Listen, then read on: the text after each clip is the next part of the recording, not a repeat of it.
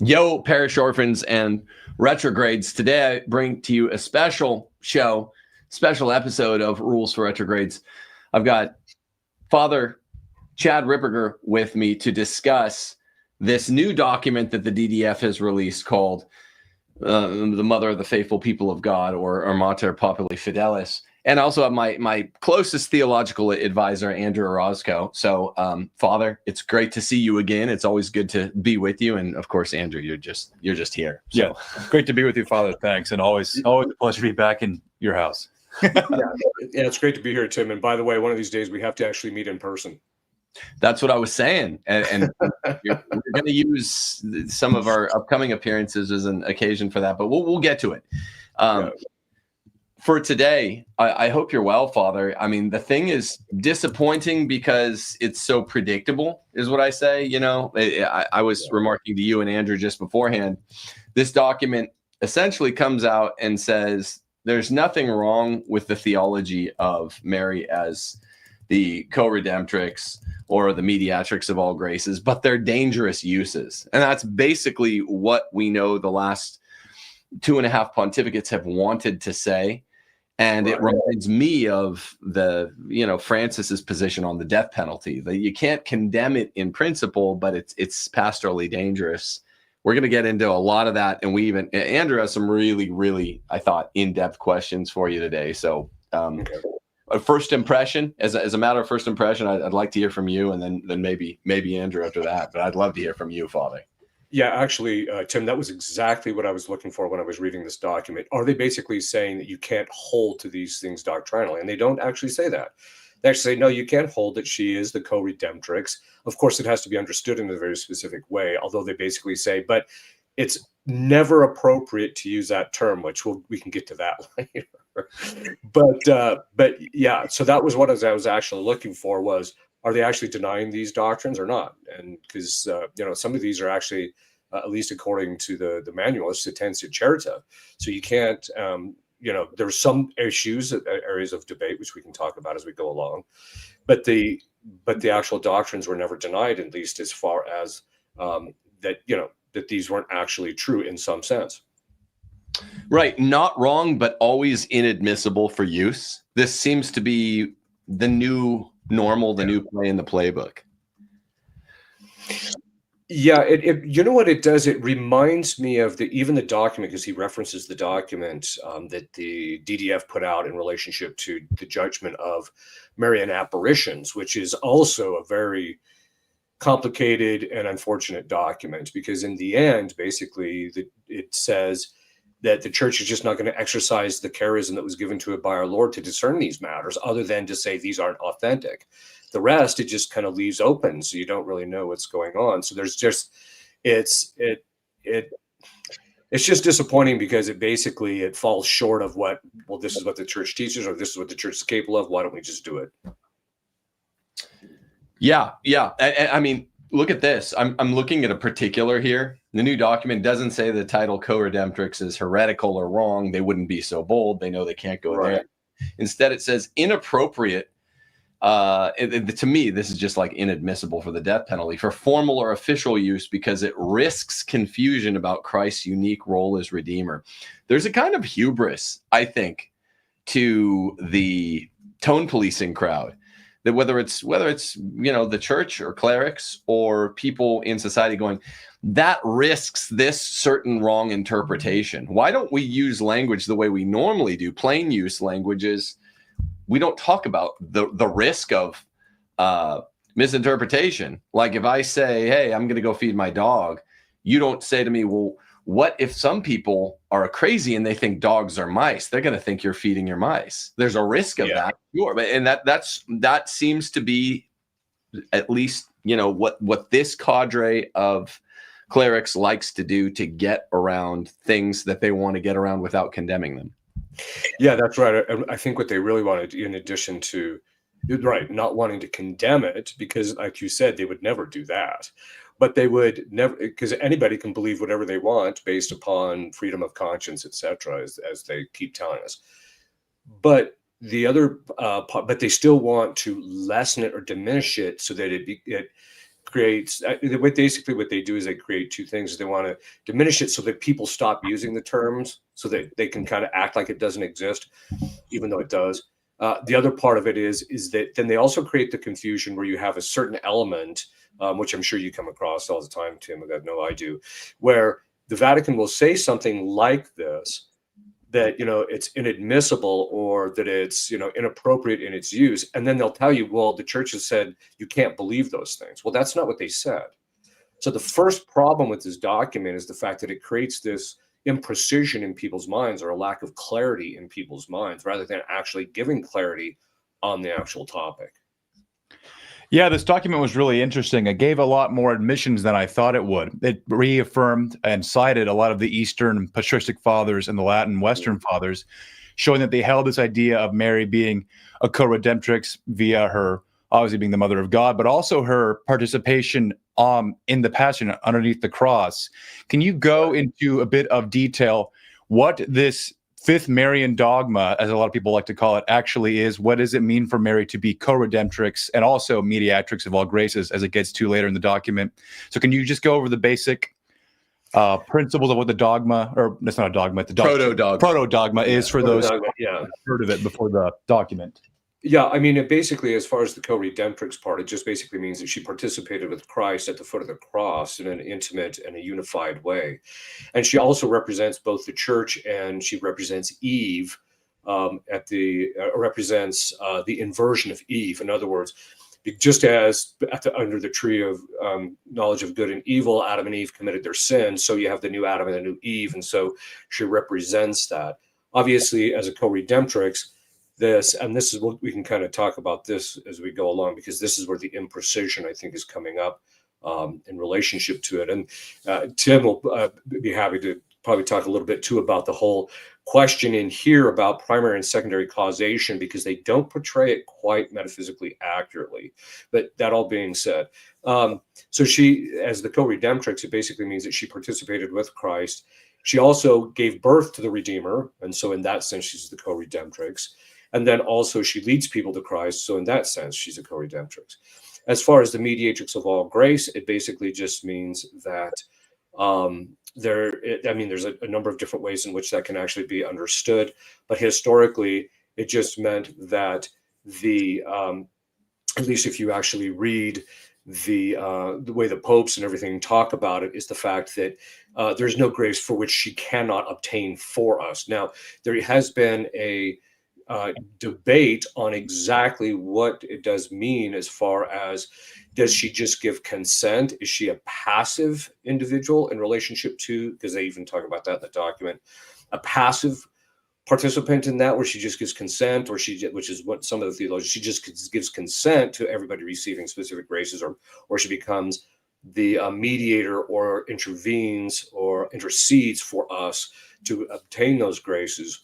Or do the graces actually ontologically flow through her in an actual or an active sense? And so that's was always the debate. And so, you know, because they say, well, these things aren't clear, etc. We can get into that too, because, you know, there's so much of this document that's floating through my head. But it basically just was an indicator that she is capable of interceding for us and gaining all graces at a minimum. It can also mean that post becoming the Queen of Heaven and Earth, that is, post the Assumption, she becomes the mediatrix in the sense of being able to confer grace, which is what I tend to hold. We can get into the theology of that if we'd like.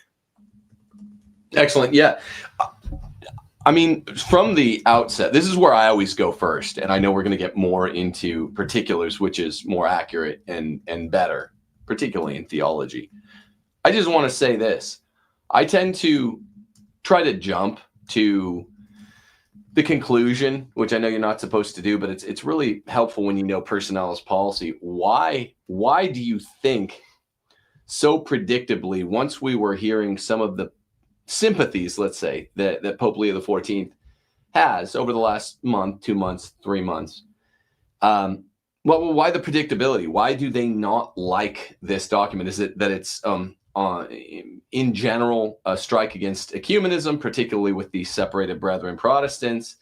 Is it that it just accords too much respect to Mary. I mean, who doesn't like that, aside from less faithful prelates? We're looking for a kind of motive here. You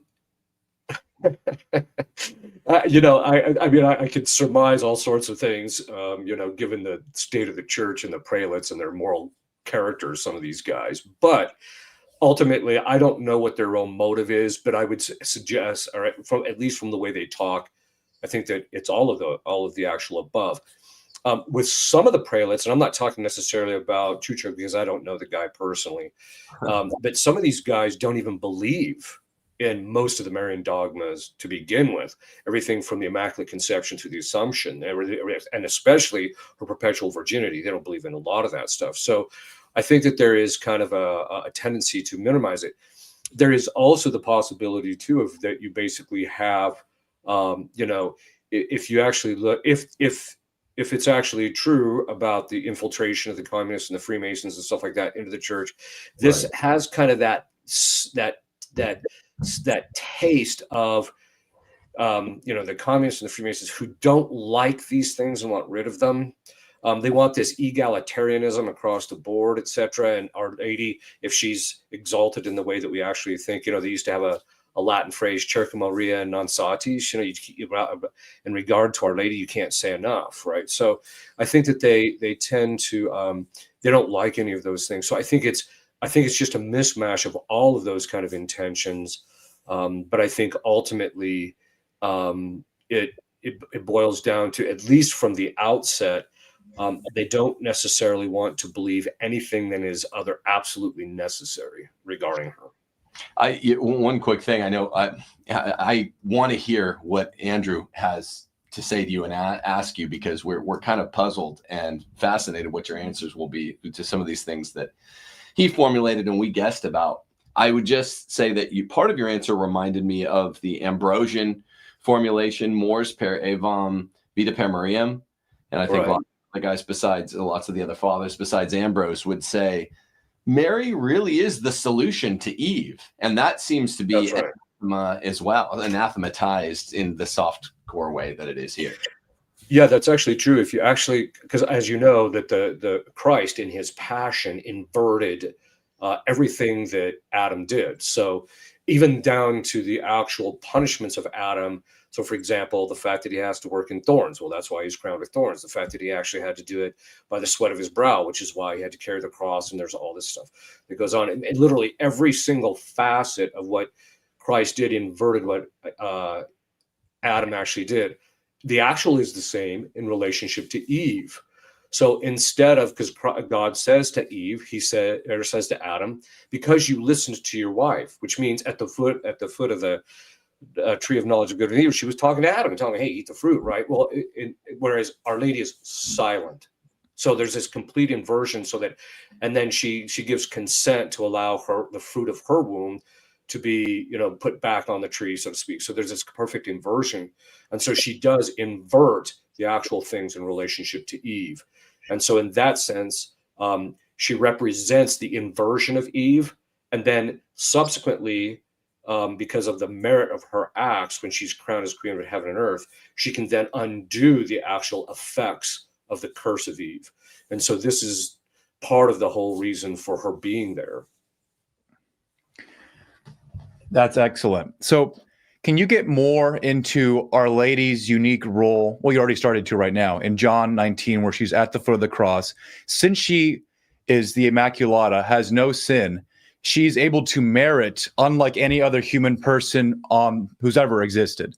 Can you get more into the degrees of charity and merit Our Lady was able to perform like no one else could, and how that relates to this important doctrine of co-redemptrix, and how that will tie into her being the mediatrix of all grace and meriting and being an active or passive participant in the distribution of grace after her assumption? Well, it sounds to me like you already have a bit of an idea, but yeah, okay. So because of her perfect charity, she's perfectly united with Christ to such a degree that even the fathers of the church say that it even though she was not the one nailed to the cross, it was as if internally she was going through the whole passion with Christ. And obviously emotionally and intellectually, psychologically, that would actually be the case. And so that a perfect unicity and basically results in, because she has the highest degree of charity. I mean, I think that most people don't ever really think about this. Because she was immaculately conceived, and because she never committed any sin, that means that every single act that she ever performed resulted in two things. That is, act in the sense of voluntary acts. It increased her virtue in the area that she was working in. So think about that. Every single act for her entire life, she's increasing in virtue. The second thing is she's also increasing in merit. That is how much sanctifying grace she has and the merit that has in the eyes of God. So she's on a different level than the rest of us. And then she goes through the passion, and it's that unicity with Christ through the passion that then therefore merits her queenship in a certain sense. Now, obviously, in one sense, the queenship is something that is gratuitously given. On the other hand, God specifically gave her the graces so that there would be a certain suitability. So she would go through the passion and merit that, so that there's a suitability in the subsequent becoming queen of heaven and earth. And then from that, and this is what I actually tend to believe, is that if you read the authors, up until the Second Vatican Council, and even some of them after, is that once she's the crown in heaven that she has, I mean, we tend to think of it in symbolically, but there's an actual perfection that's granted to her. Now, by queenship means the ability to rule.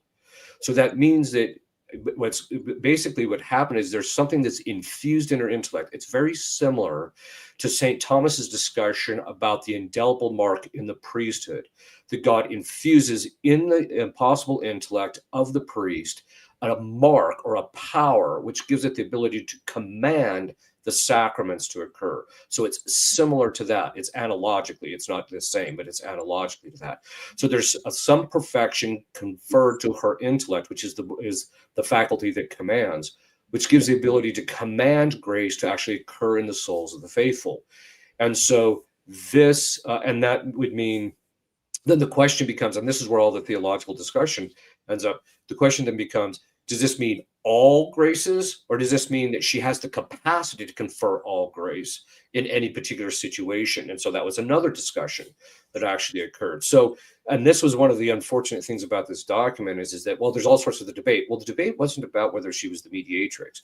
The question was, how was she that? That was the debate. And I could see the church, if it was ever to declare the fifth dogma, would actually just say, just say, look, we know she's the mediatrix, she's the co-redemptrix, but how she is that, there's not sufficient in revelation, and there's not sufficiently, it isn't sufficiently settled in tradition in order for us to adjudicate on that particular topic. On the other hand, the Pope could use his infallibility and say, I'm putting an end to the discussion, and this is how I think it is. And there's a conceptual connection between co-redemptrix and mediatrix that you're unpacking here. Would you just take a few extra sections and say you kind of can't have one without the other? Yeah, that's correct. Yeah. So, I mean, in a certain sense, well, first, let's just back up. By virtue of the fact that she gave birth to the Redeemer, Christ in his divinity is what the authors used to call substantial grace. He is grace itself because he's God.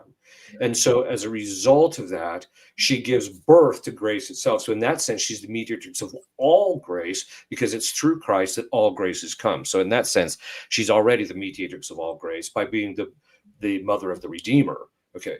But the other part of it is the fact that she has the ability to, Christ isn't going to deny her anything at this point. And she asks, and she's never going to ask anything contrary to his will.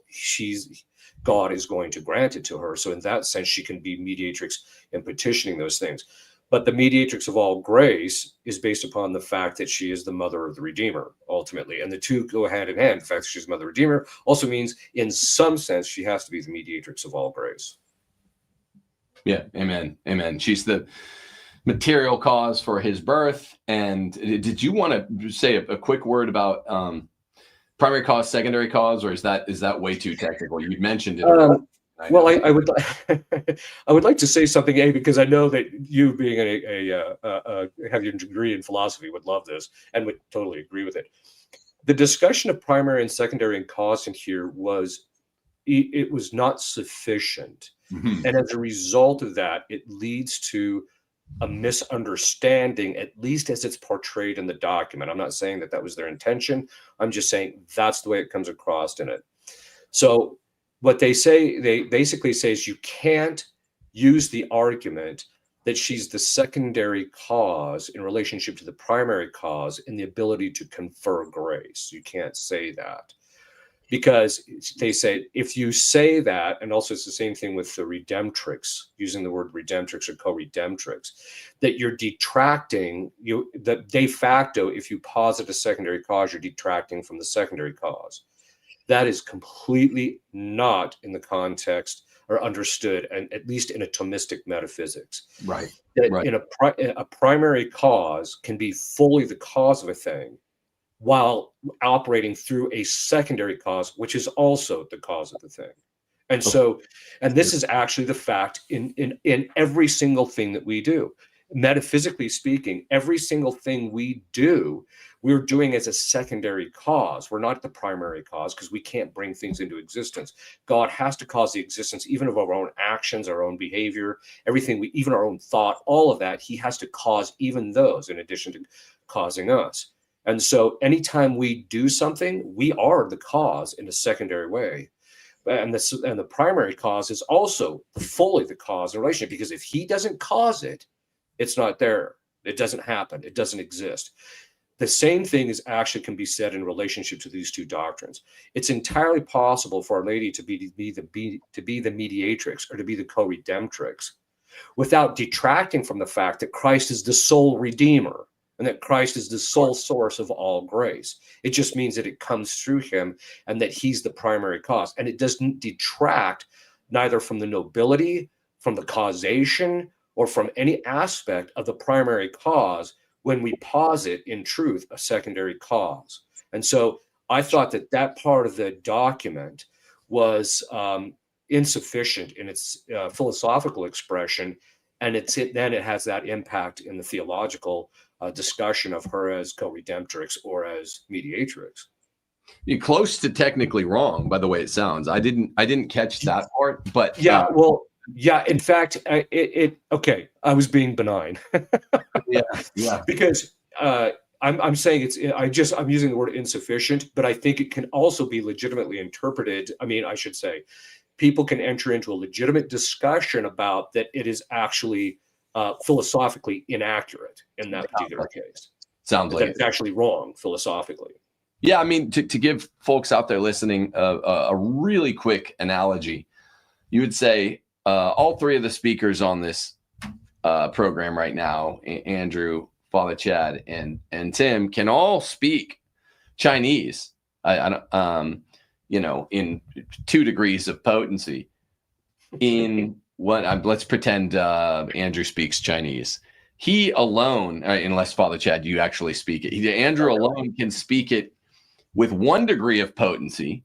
And that's because in some sense we're dealing with different levels of causation that are correlative, meaning all of us can speak Chinese because we all are rational animals, right? And we don't have damaged voice boxes. So it's our reason and the cognizability of language for someone who's reasonable. That is the abiding sort of overarching genus of what causes us to be able to speak Chinese. But it's only that person that has studied Chinese, so the applied use of reason to study, that is in a position to begin speaking Chinese at a moment's notice. Like Andrew's going to break it up, ping, ping, ping, pong, ching, chong, whatever. Like he doesn't actually speak it, but and that's not Chinese technically. That wasn't. I said something offensive in Chinese. I'm not going to repeat it. Ping, ping, pong. Up later. But I mean, so that's the point. They seem to be saying that human reason, the cause of the 2 degree separation, ability to speak Chinese, and applied study are in some sort of tension, and they're both correlatives and causatives with regard to one another, and yet that is philosophically wrong. It is philosophically wrong.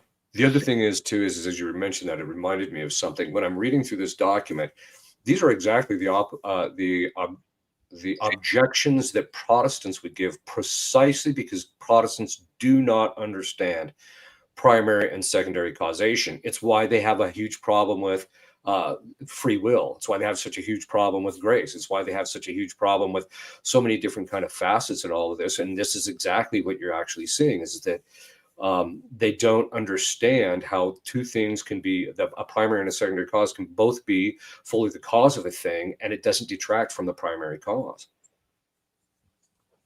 Precisely. That's great. That's a great point. And since they seem to be at some level the governor for this engine, for this motor, and have been since Vatican II. I know you wanted to, maybe get to something sort of related to Vatican II or whatever, post-conciliar documents, post-conciliar attitude toward Mary.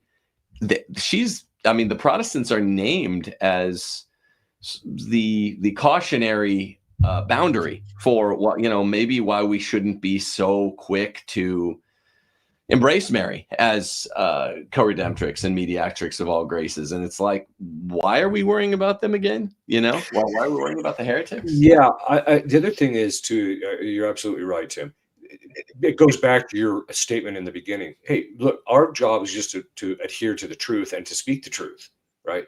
Now, obviously, there's going to be prudential considerations in concrete circumstances where, hey, look, I'm not going to talk to this particular Protestant yet about Our Lady. I first got to get him signed on about the Eucharist first, and then we can talk about Our Lady. Right. But at the same time, when it comes to the churches, and this is something that I've seen in a post-conciliar world, which among many of the prelates, which is, this, we don't want to do this because we might offend this brethren, or we might cause confusion in them, or they might be confused in relationship to this. Excuse me, but St. Paul said, that faith comes through hearing. If we just proclaim the doctrine with clarity and without any animus, but with clarity and conviction, that will be the opportunity for them to actually see the truth of this thing and actually give them clarity and not be the cause of confusion. That doesn't mean that from time to time it's not going to cause confusion, but then that itself becomes the opportunity to give them clarity about it. Yeah, it seems that in trying to not confuse Protestants, they've confused many faithful Catholics in the church, unfortunately. Document. Yeah. You've often described your work in exorcism like being a plumber or like a sanitation worker, a lot of just garbage, but sometimes there's a great, beautiful jewel in the midst of it. Has there been any great, beautiful new way of looking at this truth about Mary, that she's a mediatrix of all graces and co-redemptrix, that's come out through your work in deliverance ministry or in session, Father? Not directly. Only indirectly, in the sense of, in one case that I actually had, there was a protracted discussion. The demon was compelled by God. I wasn't even asking questions. He was just being forced to talk about certain, although there was a couple of times I did ask clarifications, but he was being forced by God the Father to reveal a specific aspect of how Our Lady's participation in the Calvary sacrifice occurred. And basically, what it boils down to is that, and this basically goes to one of the reasons why I think she's the co-redemptrix, is the fact that he said she never counted the personal cost in anything. She sacrificed her entire life over and over again and never counted the personal cost. And so, and that was his, he said that was his, this is actually Lucifer talking. He said that was under this guy, under the name of Beelzebub, but he said that was his beef ultimately with God the Father, was the fact that he gave her the opportunity to sacrifice over and over and over again. And he only gave the angels the opportunity to sacrifice once. So he said he knew that he would always be second best. But I think that he's never mentioned it. But one of the things that I've always had the impression, as an exorcist, you don't act on impressions. They kind of stick with you. You don't really formulate them too much. You don't spend too much time on it. But I always got the impression that it was it wasn't just her interior, because he said it was her interior beauty is what he wanted for himself. He wanted that beauty for himself. Well, that it wasn't just the sacrificial thing, which I think is what causes the perfection, which causes her to be so beautiful. But then I think it's the subsequent reward for that perfect perpetual sacrifice, which is the crowning of her being mediatrix of all grace. I mean, it's her standing at the foot of the cross, which is the exemplar of perfect sacrifice. The other part of it is because she's sacrificing everything, her entire, she's dying interiorly. The other part of it is and it's not just in relationship to Christ and her empathy with Christ and all that. The fathers of the church say it wasn't the people that were around her that was comforting her.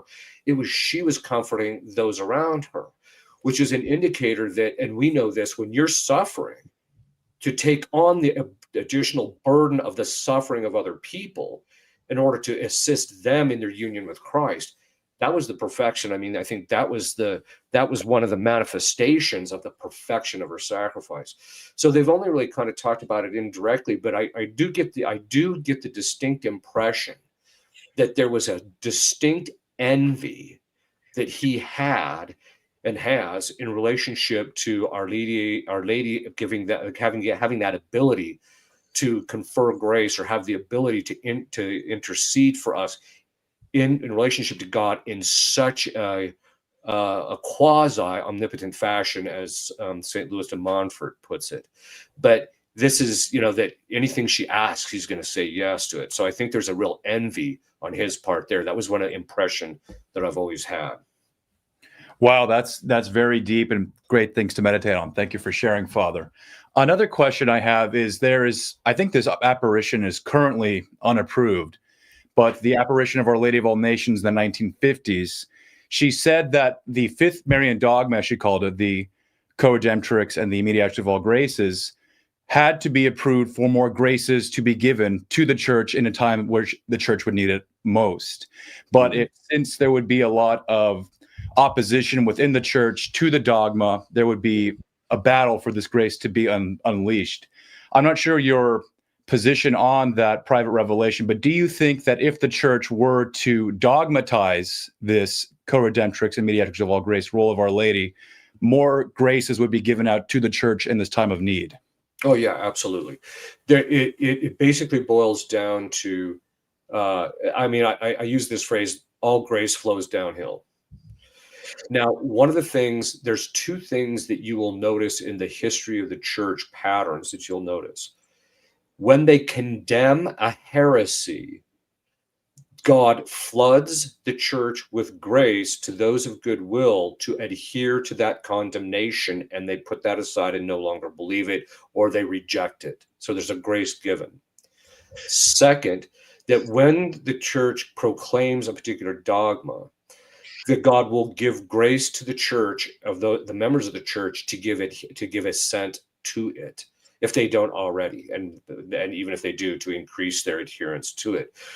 And that means that and I especially think that in relationship to the mediatrix of all grace, if they were to declare that a doctrine, without getting in necessarily into the specifics, as I mentioned, about how she is, but that she is, I'm convinced there would be a flooding of grace. God would allow Our Lady to give more grace to the church for that specific reason. It's the same thing. You actually see this in a particular level, even in relationship to a bishop.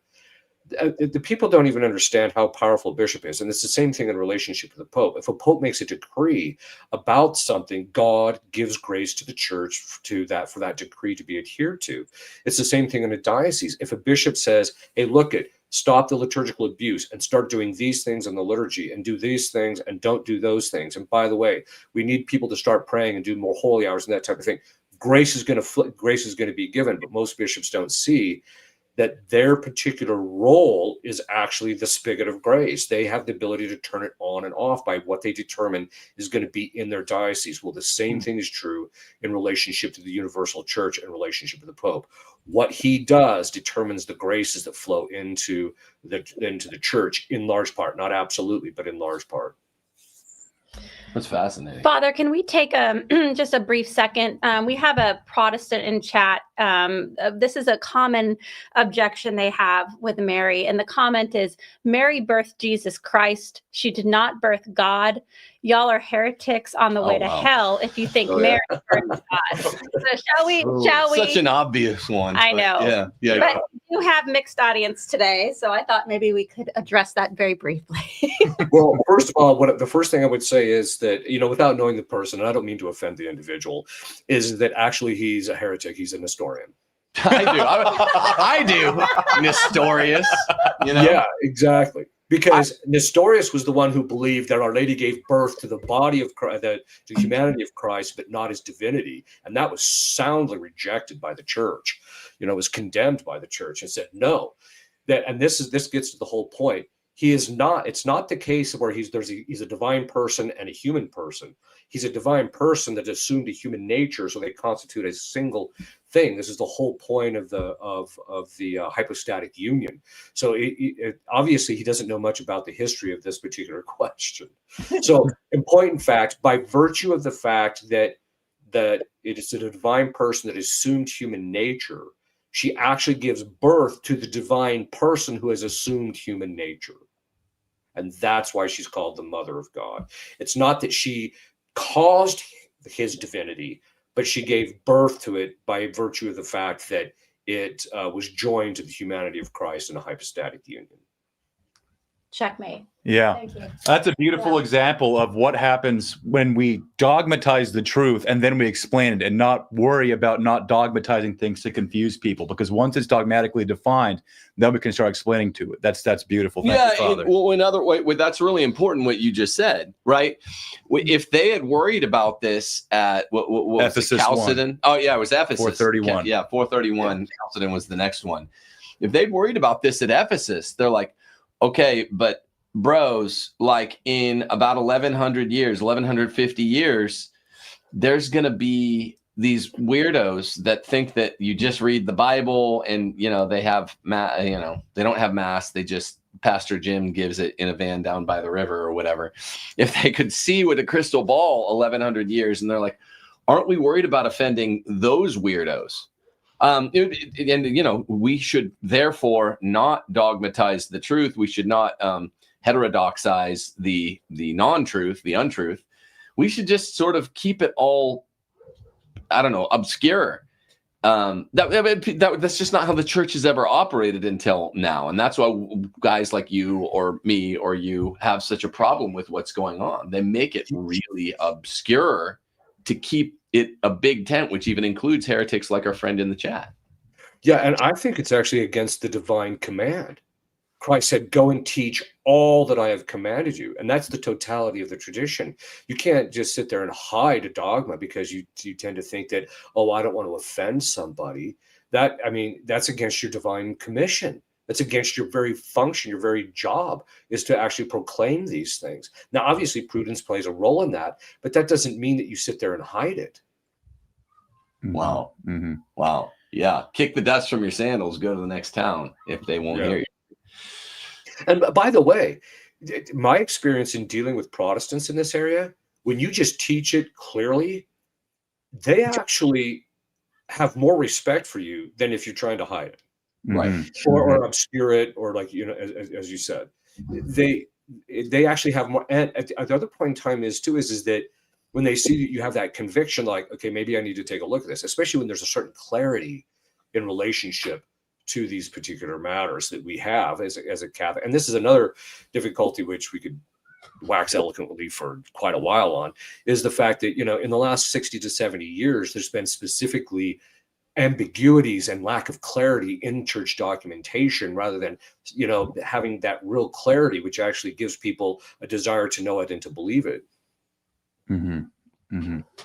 Father, I have a question about what the doctrinal status of the teaching that Mary is co-redemptrix and mediatrix of all graces is, because you can find this all over the tradition, debatably from the 2nd century and St. Irenaeus of Lyons all through modern day. You can see it articulated by the ordinary universal magisterium, by bishops always and everywhere. And then you even see it clear in the papal writings of the popes, I think beginning with Benedict XIV in the 18th century, basically an unbroken line from him until probably Benedict XVI, because even John Paul II affirmed that Our Lady was the co-redemptrix mediatrix of all graces. Like, the document concedes. So given that basically bishops always and everywhere have taught this, and that the popes and their non-infallible magisterium have taught this for centuries, to what degree does this doctrine, although it's not a dogma, bind the conscience of the faithful?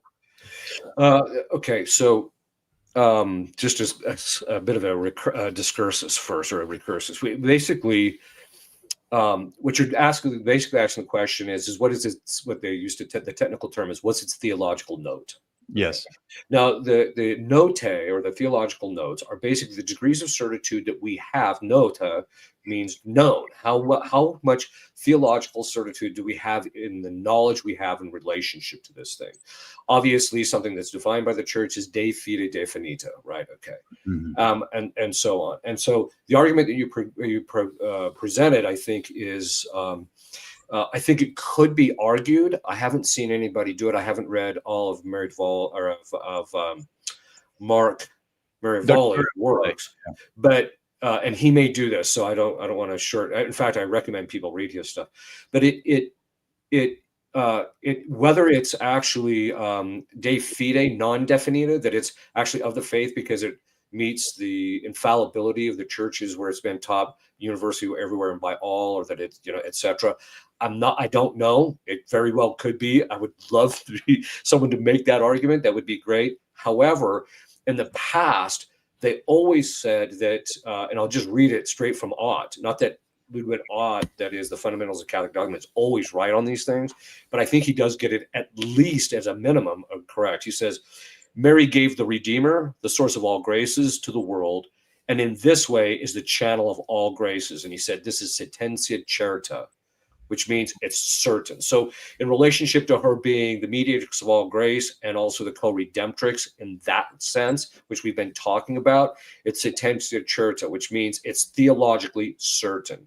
That is, it's a certain belief, and we're certain about it. Now, if you look at the way the manuals used to talk about this particular topics in the theological notes and how they bound us in the form of conscience, they said that if you departed from anything that was sententia communis or higher, of which sententia certa is actually above sententia communis, it's grave matter. If it was considered to be of the faith. So in this particular case, it would be considered grave matter to depart from that particular teaching, at least in relationship to the fact that she gave birth to the Redeemer and therefore is the co-redemptrix in that sense, and that as a result, since all grace flows through him, he is the source of all grace, and therefore she's the mediatrix of all grace in that sense. That if you reject that, then in point in fact, that's grave matter. They would say historically that you're actually bound to, under the pain of grave sin, to actually adhere to this. The other questions which we've been talking about, which is how is she of that is open to legitimate theological debate, even though I think it's probably the sententia communior, the more common opinion. Opinion's not a good word. The more common belief that she actually received this power to confer grace. But the other argument is perfectly legitimate as far as that, if people want to argue that. Yeah, Dr. Marivolli is an old professor and friend, and that was the position that he outlined for us, if I remember he's correct. But like you were saying, it seems that different theologians are debating, but Ott is often correct with these things. So thanks so much for sharing, Father. Yeah, I do think, though, that an argument could be made that it's it's theologically certain in a certain sense, but I would be very curious to see if someone made an argument for it being infallible under universal ordinary magisterial teaching. The fact that now, because as Tim pointed out, they didn't deny that you could hold this. So they're not denying the doctrine. So that wouldn't impinge upon this actual discussion. Yeah, they never have the courage or the convictions to deny. I heard a rumor, I won't say from whom, but a reliable rumor that Francis, when he made his 2019 catechetical change to the death penalty was going to use stronger, more categorical language, more theological language, which would preclude the theological principle for the death penalty. And because of Phaser and Bissett's book, he felt the force of having to mitigate the language, dial it down, and just use some term that we know what means in the common parlance, right? Like this is inadmissible, or this is, I'm getting it mixed up with the inadmissible cognate or similitude that they used in this document. But they never want to go that far and actually be wrong, even though they seem to want to change what heaven is deigned to give by all standards. Yeah, and let me ask you this, Tim. Do you think it's a case of they're trying to do it by increment? In other words, first you tell them it's inappropriate, and then later you start complaining more about it, and then eventually you just say you can't hold to that.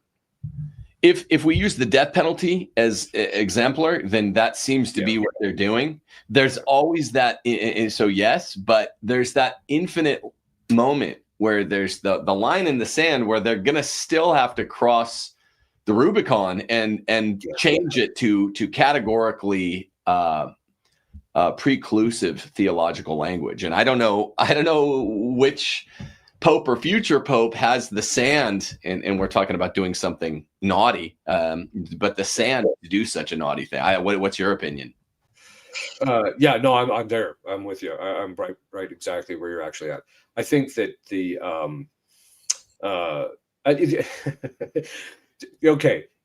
they're being wed to a lack of precision in theology and philosophy is a double-edged sword. Okay, nobody gets offended, and okay, you don't make any faux pas in public parlance talking about Our Lady of Mediatrix of all grace. But in the end, that also means that you can't wield the sword sufficiently well enough to give clarity, or to basically say this dogma is no longer to be held, or is heretical, or what have you. Precisely. So that lack of precision is a problem. I mean, for them, ultimately, it basically leaves them in a situation where they can't really definitively come down on the side of anything. I'll give you another analog. Amoris Laetitia, chapter 8. The name of the game, a game which, by the way, they more or less gave away, was just use weaponized ambiguity, as I think Monsignor Pope first termed it. But they can never really make it definitive, even if that's the goal of a given cabal of cardinals, together with maybe the Pope or popes. They can't we're kind of in this interregnum right now with regard to Amoris Laetitia and communion for the divorced and remarried. Same interregnum we're sort of at with regard to the death penalty. Same now with mediatrix of all graces. The only difference is we were already sort of in the conceptual gray space with the mediatrix thing after they refused to declare it at Vatican II, right? Isn't that right? Yeah, the faithful have been petitioning for this to be dogmatized at least since, I know, Benedict the 15th in the early 20th century. And if my memory is not mistaken, instead of dogmatizing it, he allowed for a specific mass to be held commemorating the title. And the original document at Vatican II about the Virgin Mary was completely scrapped before the council began debate, and it was just fused into Lumen Gentium. So they chose not to issue any dogmatic statements, although, like Dr. Miravalle argues, you can still draw from Lumen Gentium the substance of mediatrix of all grace, but it's not dogmatized. Yeah, that's right. Yeah, and actually, by the way, I did say the votive mass of Our Lady Mediatrix of all grace in the old rite this morning. Oh, beautiful, beautiful. So, in fact, actually, one of my benefactors asked me, "Would you do a a novena of masses in reparation for the offense that Our Lady might be taking in all this?" And I said, "Yeah, sure, why not?" Yeah. Father, we have I didn't want to offend my benefactor. Thank you. Yeah, thank you, benefactor. Good rule of thumb. Father, we have a question in chat. Robert, I think, wants to know, how does a layperson who doesn't have any theological or philosophical degree approach this document and other documents or critical documents? This seems to be an area of struggle among trads. Well, I mean, and this is probably something that Tim could also speak to, because he probably experiences the exact same thing. And that basically, because of the heresy of modernism, which has beset the church, things are just, there's all sorts of lack of clarity, and things are just, there's all sorts of problems. And so I always tell people, look at, there's only two ways that you're going to survive in the church, giving all this doctrinal obscurity. And that is an extraordinary grace, which you see once in a great while, but it's not that common. Or you're going to have to study a boatload. I just don't know how people don't fall into theological error these days without not just having decent theological background, but even as we mentioned from this document, the whole discussion of primary and secondary cause, you have to have a substantial philosophical background, Thomistic philosophical background, to navigate these particular problems.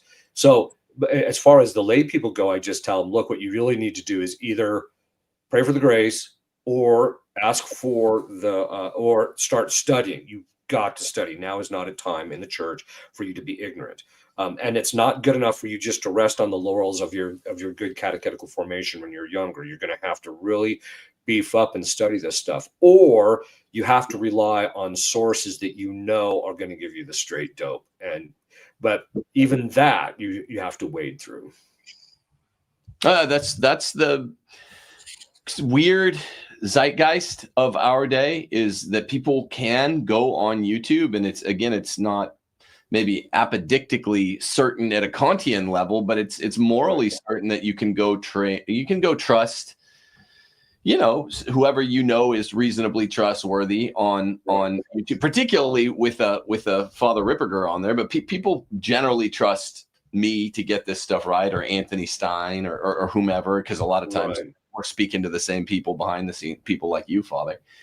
But I mean, there's a tendency to minimize or trivialize the YouTube game, but it can be a valuable teaching tool, I think. I mean, it shows like what we strive to be, don't you think? Oh yeah, absolutely. I think for some people, it's what's kept their sanity in large part. Because a lot of people were still believing what the church had always believed, but they never heard it from the pulpit. But now that you have YouTube, they're hearing it, and it's really refreshing. Just this last weekend, people are telling me, Father, you're a genius. I'm like, no, I'm not. All I'm doing is quoting the saints who were geniuses. Right. So this is the thing that is so helpful, is just get out what the church has always taught, what the saints have always taught, what solid theologians always taught. And then people who have faith will actually, it'll stick, it will ring true because of their virtue of faith and their intellect, which inclines them to give assent to it, and say, yes, this is actually the case. And so I think that's helped people quite a bit, actually. In fact, I think it's one of the reasons why a lot of the younger crowd are now reverting back to the Catholic faith. Yeah, particularly young dudes. Yeah. Ed Fazer said a similar thing, to analogize one last time to his book on the death penalty, By Man Shall His Blood Be Shed. He used to say, back when I lived in California, I'd see him from time to time, and he used to joke. He's like, people would call me a genius for compiling this whole tome of pro-death penalty magisteria. And you know what? All I was doing was reading the manualists, and I was basically just manualizing the question. And he's like, people forgot to read them, and I cite them. So, I sometimes when you get a really good citation, you're like, I feel like this is plagiarism, but I'm citing it. So it's too easy. It's lovely that we can stand on giants' shoulders. Father, did you want to, I wanted you to be able to talk for a few brief moments to the locals crowd behind the paywall, so they could ask some things. But did you have a parting shot or any kind of cleanup points you wanted to make that maybe our questions were overly specific? Sometimes it's good to just let people spin. Well, I mean, I think that to go back to one of the questions that was asked is what should lay people do, especially in the face of documents like this? And I just tell people, look, stop paying so much attention to this stuff and just live the Catholic faith as it has always been taught. Don't get hung up in the latest document or this or that. What you really need to be doing is focusing on living your Catholic life, and you get that knowledge from solid sources, like you were saying, Tim. Just get it from solid sources and live your Catholic life, and just don't pay too much attention to this, especially. And by the way, this is this is just sound advice. I mean, if something is an occasion of sin, you know, and loss of your faith could be an occasion. If someone is saying stuff that's confusing you and that type of thing, well, just don't pay attention to them. Just focus on what the church has always taught. Amen. Amen. Did you have any parting shots, Andrew? No, just thank you so much, Father, for giving us your Amazing. time. Yeah. Very appreciative. There's just one parting shot. People want to know, why do you guys look so similar? Yeah, you almost look like brothers, almost. I mean, I'm not denying, I'm just saying, if to whatever extent it's true, whoever asked that, do you really think we know? That might be a question for Andrew's mom and dad and my mom and dad. I don't really know what you're insinuating there, guy. So yeah, not a question for the offspring, probably more directable to the wellspring. Father, you're always the best, widely recognized as the best, and I know people glaze you, but we really do appreciate your time. And Sure. Okay, so we'll go and we'll do some more specific stuff on locals, but thanks again for your time on the general straightening of this weird crooked path. I think this illuminated a lot. Father, stay with us. I'm going to end the live stream. You can stay right where you are, Father, and then I'll end the live stream right now. Yeah, locals show up. You can ask as long as they're quick. They got to be quick. I always tell people, one-liners. Just you can ask Father some of your questions. Quickness is brevity is. Wit, as the Simpsons once joked about the Shakespearean line. All right, God bless you all, and Deus Volt.